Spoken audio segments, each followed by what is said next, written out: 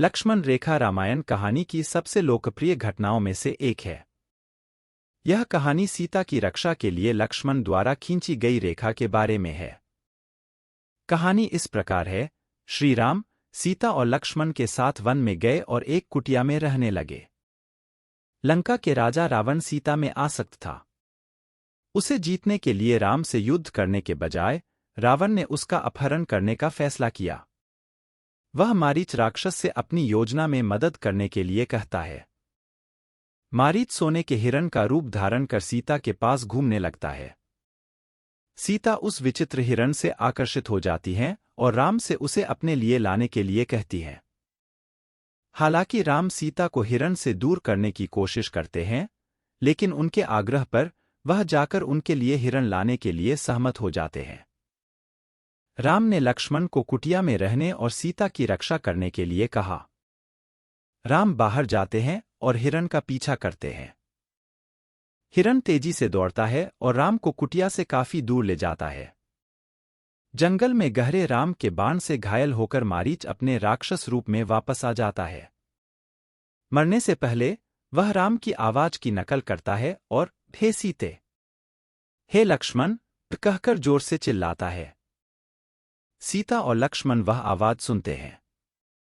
सीता बहुत चिंतित हो जाती हैं और सोचती हैं कि राम किसी मुसीबत में हैं और उन्हें मदद की जरूरत है।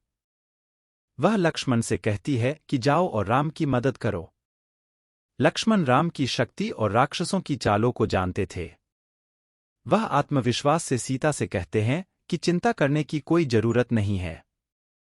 हालांकि सीता राम के बारे में बेहद चिंतित हैं और जिद करती हैं कि लक्ष्मण को जाना चाहिए, अन्यथा अगर राम के साथ कुछ बुरा हुआ तो वह मर जाएंगी।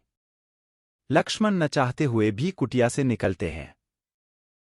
यहाँ पर रामायण के कई संस्करणों में लक्ष्मण रेखा का परिचय दिया गया है। कुटिया छोड़ने से पहले सीता को सुरक्षित रखने के लिए लक्ष्मण अपने बाण से कुटिया के चारों ओर एक रेखा खींच देते हैं। वह सीता से रेखा से बाहर न जाने का अनुरोध करते हैं। वह सीता से कहता है कि कोई भी इसे पार करके कुटिया में नहीं आ सकता। कई चित्रों, फिल्मों, टीवी शो में लक्ष्मण को यह रेखा खींचते हुए दिखाया गया है। उनमें से कुछ इसे और भी नाटकीय रूप से दिखाते हैं। जब रावण उस पर कदम रखने की कोशिश करता है तो रेखा आग उगलती है। कुछ लोग सोचते हैं कि यह आधुनिक कंप्यूटर नेटवर्क में उपयोग किए जाने वाले फायरवॉल के समान है। सीमा संकेत की इस रेखा का लाभ उठाने वाले उत्पाद भी मौजूद हैं। लक्ष्मण रेखा को समर्पित मंदिर भी हैं।